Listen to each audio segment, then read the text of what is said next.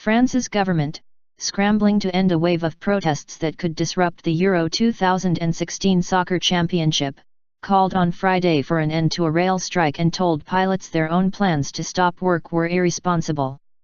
An open-ended national stoppage on the railways went through its third day, reducing train services by about half, a week before the June 10 opening of a soccer tournament expected to draw some 2.5 million fans, many from abroad.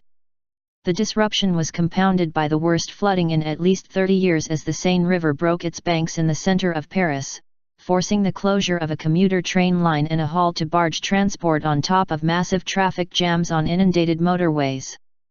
But there was little disruption to the Paris underground train network despite a strike call by the CGT union, and the SNCF rail company said the number of staff who stopped work on Friday fell to 10%, down from 17% on Wednesday. Transport Minister Alain Vitalis said the government had satisfied union demands to protect rest periods for rail workers and help with the €50 billion, $56 billion, debt of SNCF, saying the CGT should call off its action. It's time to acknowledge the progress that's been made and to get back to work, the minister told RTL Radio.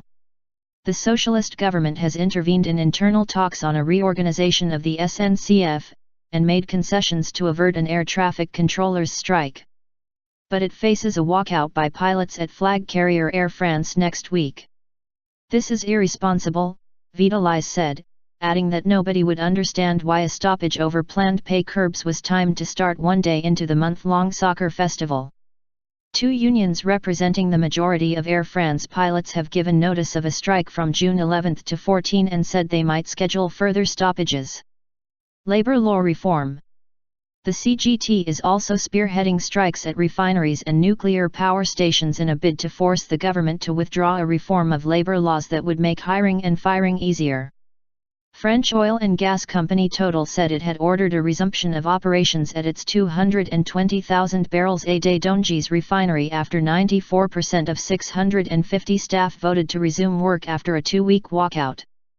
It said a majority of workers at its Grand Puits refinery also voted to stop striking.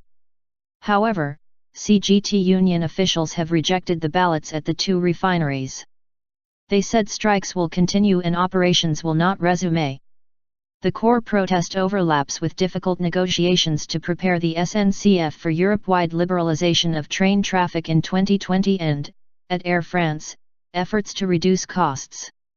The CGT and smaller labor and student unions which have been protesting since March against the labor law liberalization said they had proposals to make and wanted President François Hollande to meet them. Petrol station shortages have eased after police forcibly removed pickets from fuel depots. But the CGT said another protest had shut down several large waste treatment facilities around Paris, raising the threat of rubbish buildups. Prime Minister Manuel Valls has said the CGT was waging an increasingly lonely war now that most other unions had dropped grievances.